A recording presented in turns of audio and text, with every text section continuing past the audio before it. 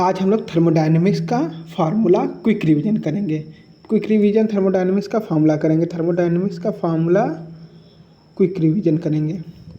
Important जो formula होंगे उसको हम लोग क्विक रिवीजन करेंगे। आपको पहले बता दें, आप लोग इस चैप्टर को पढ़ के आएगा, ये अकॉर्डिंग टू एग्जामिनेशन। भाई ये देखो एकदम एग्जामिनेशन के पॉइंट ऑफ व्यू से बनाया गया है। केवल important formula, no time waste. ठीक, तो पहले आप लोग आ जाइए वर्क डन निकालने का फार्मूला क्या होता है। वर्क डन निकालने का आपको फार्मूला पता है, फोर्स इंटू लेंथ। ठीक, फोर्स इंटू लेंथ होता है। वर्क डन हम लोग ग्रेविटी के थ्रू निकालते हैं। जब ग्रेविटी में हम लोग वर्क डन निकालते हैं M G is equal to H. ठीक, M G is equal to H. यहाँ एफ एम जी क्या है, मास है, जी क्या है, ग्रेविटी है, और एच क्या है, हाइट है। और वर्क डन निकालने के लिए एफ क्या है, फोर्स है, और एल क्या है, लेंथ है। ठीक, फोर्स का लेंथ से मल्टीप्लाई कर देंगे तो ग्रेविटी निकल जाएगा। ठीक, अब देखते जाइए, हम लोग इलेक्ट्रिकल वर्क डन निकालते हैं। इलेक्ट्रिकल वर्क डन निकालने के लिए क्या फार्मूला है, E M F into quantity of electricity. जितना उसका ई एम एफ है और जितना इलेक्ट्रिसिटी पास हो रहा है, इससे हम लोग इलेक्ट्रिकल वर्क डन निकाल देंगे। ठीक, वर्क डन एक्सपेंशन और pressure volume work done. Pressure volume work done निकालने के लिए हम लोग के लिए एक ही फार्मूला है, पी इंटू वी।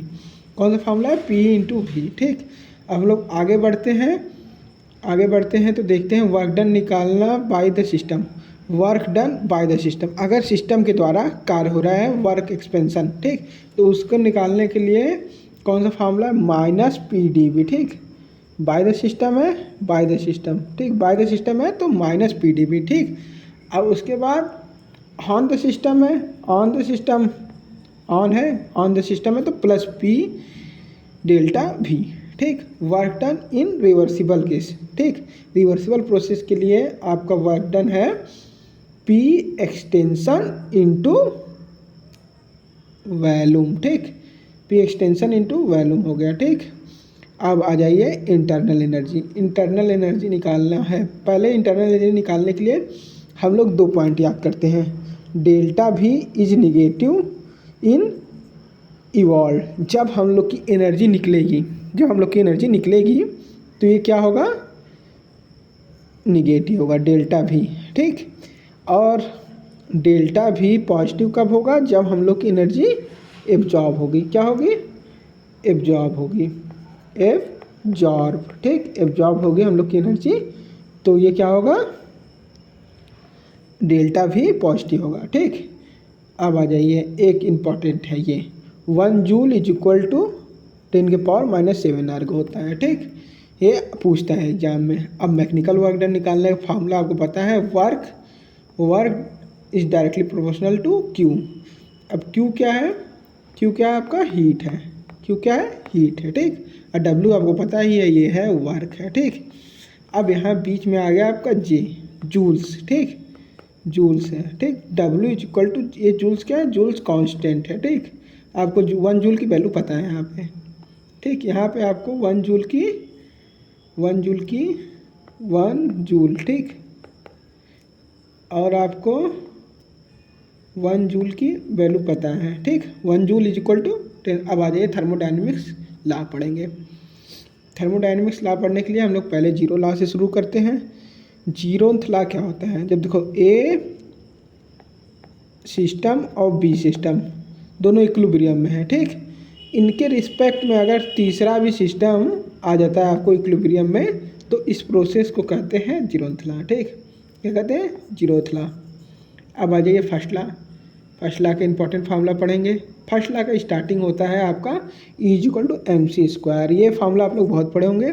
भाई देख, E is equal to M C square. E क्या है आपका, आइंस्टीन है, एम है मास, सी क्या है आपका स्पीड ऑफ लाइट है। ठीक, अब आगे बढ़ते हैं। U is equal to Q plus W, यही है आपका फर्स्ट लॉ ऑफ थर्मोडायनेमिक्स। ठीक, U is equal to Q plus W. ठीक, अब यहाँ पे आपको W का वैल्यू पता है, P माइनस V रख दीजिए और ये आपका ये वाला फार्मूला आ जाएगा। ठीक, ये वाला फार्मूला क्या, कौन सा फार्मूला है, Q इज इक्वल टू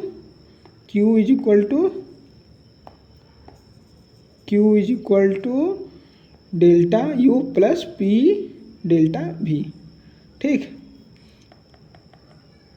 ये आपका फार्मूला है, Q is equal to P delta V. अब हीट कांस्टेंट का फार्मूला निकालने का है। हीट कांस्टेंट का क्या फार्मूला है? Delta H is equal to delta U plus P D V. अब हीट कैपेसिटी निकालने का फार्मूला आपको पता है, C is equal to Q upon T minus T2 minus T1, मतलब Q अपॉन डेल्टा टी। ठीक, अब आते जाइए, नीचे आइए।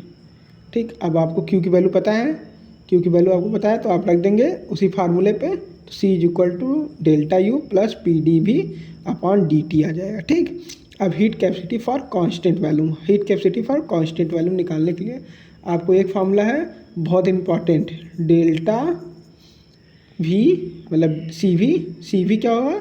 सी मतलब constant value upon delta U plus delta T. ठीक, इसी तरह हम लोग को निकालने के लिए फार्मूला है कांस्टेंट प्रेशर पे हम लोग हीट कैपेसिटी कैसे निकालेंगे?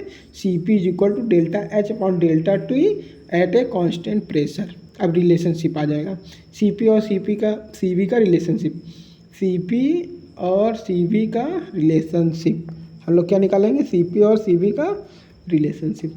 तो रिलेशनशिप आपको पहले यहाँ दिखा देते हैं, ये है C P minus C V is equal to R. ठीक, ये है आपका रिलेशनशिप, आप यहाँ नोट कर सकते हैं। ये देखिए, ये एक डेरिवेशन करा दिया है। अगर आपको किसी भी फार्मूले का डेरिवेशन चाहिए तो आप लोग कमेंट बॉक्स में ज़रूर टाइप करिए, उसका हम डेरिवेशन ज़रूर बताएंगे। लेकिन शॉर्ट टर्म में एग्जाम के प्रिपरेशन से आपको बस यही फार्मूला याद करना है। अगर आपको आ गया एग्जाम में सॉल्व करने के लिए तो एक आध फार्मूला ये वाला भी याद रखिएगा, H is equal to U plus P V. ठीक, यू है ये और ये भी है। आप लोग चैप्टर पढ़े होंगे तो आपको सबका मतलब पता होगा, at constant pressure, constant volume, enthalpy, temperature, volume, temperature, ये सब पता होगा। इसलिए मैं नहीं मतलब बता रहा हूँ, लास्ट में आप लोग कहेंगे तो मैं बता दूंगा अगले वीडियो में, नेक्स्ट वीडियो में। ठीक, अब आ जाइए जूल्स लॉ, ये इम्पॉर्टेंट होता है। ये ज़्यादातर मोस्ट ऑफ टाइम आपका आता है कहाँ? IIT। ठीक, IIT के मेंस में एंड एडवांस में। ठीक, एडवांस और मेंस में आता है। ठीक, कहाँ आता है? IIT मेंस और एडवांस में। ठीक, जूल्स लॉ पे क्वेश्चन नीट वालों के लिए नहीं इम्पॉर्टेंट है, केवल IIT के लिए इम्पॉर्टेंट है। Delta U upon delta V at constant temperature is equal to 0। ठीक, देख लीजिएगा आप लोग फार्मूला ये वाला। अभी सब फार्मूले पे न्यूमेरिकल का नेक्स्ट वीडियो होगा, टेंशन नहीं लेने का एकदम भाई। आगे बढ़ते हैं हम लोग। जूल्स थॉम्सन कोफिशिएंट, इसका ये है, जूल थॉम्सन कोफिशिएंट को म्यू से करते हैं, आपको पता है ना म्यू। ठीक, तो म्यू से करते हैं तो mu is equal to delta T upon delta P at constant H, मतलब एच इंथैल्पी। अब रिलेशनशिप आ जाइए, जूल थॉम्सन कोफिशिएंट का निकालेंगे with respect to other thermodynamics coefficient, हर एक के रिस्पेक्ट में निकालेंगे। तो हर एक के रिस्पेक्ट में निकालेंगे तो ये देखिए U is equal to -1 upon C P and delta H upon delta P at constant temperature. ठीक, अब आगे बढ़ते हैं। Joule constant term in the coefficient of in the term of van der Waal constant. ठीक, Joule Thomson coefficient in term of van der Waal constant. ठीक, mu is equal to 1 upon C P is bracket में 2a RT minus B. ठीक, अगर आप लोग कहेंगे मैं इसका इस पे न्यूमेरिकल करा दूंगा, ठीक, अभी कराऊंगा ही, कहने की कोई ज़रूरत नहीं है। ठीक, अब आ जाइए आइसोथर्मल रिलेशनशिप विथ टू, किस पे रिस्पेक्ट में हम लोग का आइसोथर्मल रिलेशनशिप निकालना है इन रिवर्सिबल प्रोसेस के लिए। ठीक, रिवर्सिबल प्रोसेस के लिए निकालना है इन टर्म ऑफ वर्क डन। ये क्या है? हीट है। ये क्या है? वॉल्यूम है। ये क्या है? इंथैल्पी है। ठीक, इनके टर्म में निकालना है, इनके टर्म में, इनके टर्म में, इनके और इनके। ठीक, अब देखते हैं, आगे बढ़े, निकालते हैं।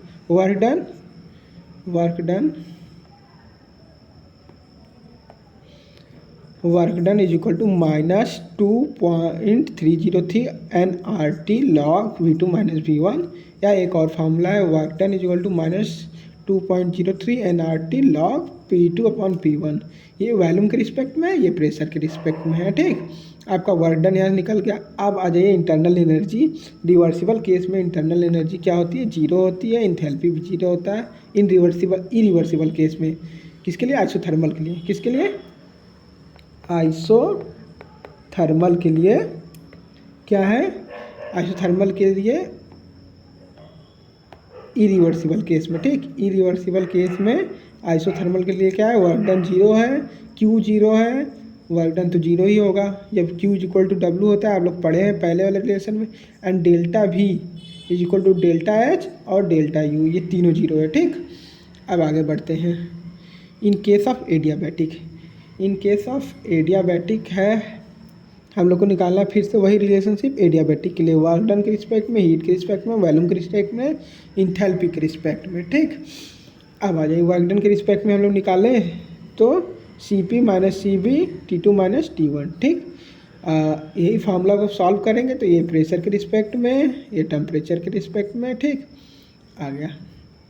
अब देखिए इन एडियाबैटिक इरिवर्सिबल प्रोसेस। ठीक, एडियाबैटिक इरिवर्सिबल प्रोसेस है। ठीक, वर्क डन क्या है? जीरो है, वॉल्यूम क्या है? जीरो है, टेम्परेचर क्या है? जीरो है, हीट क्या है? जीरो। इसके लिए ओवरऑल सब कुछ जीरो है, मतलब सब कुछ जीरो के बराबर, सब कुछ जीरो है। ठीक, क्या है? जीरो।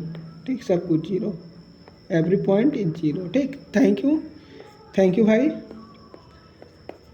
नेक्स्ट क्वेश्चन, अब सभी फार्मूले पे क्या होगा? फार्मूला पे क्वेश्चन। नेक्स्ट वीडियो में फार्मूला पे क्या होगा? क्वेश्चन। हर एक फार्मूले पे आपको क्वेश्चन मिलेगा। हर एक फार्मूले पे आपको क्वेश्चन मिलेगा, रिलेशनशिप पे क्वेश्चन मिलेगा, और नीट जेई एडवांस में जो जो आते हैं सब पे आपको एक एक क्वेश्चन कराया जाएगा इस पर। और जो भी फार्मूला, जो भी डेरिवेशन नहीं समझ में आया है, जिस चीज़ की डिमांड है वो कमेंट बॉक्स में ज़रूर बताइएगा। ये नया चैनल है, स्टार्ट हुआ है, अभी सपोर्ट करिए। थैंक यू, धन्यवाद।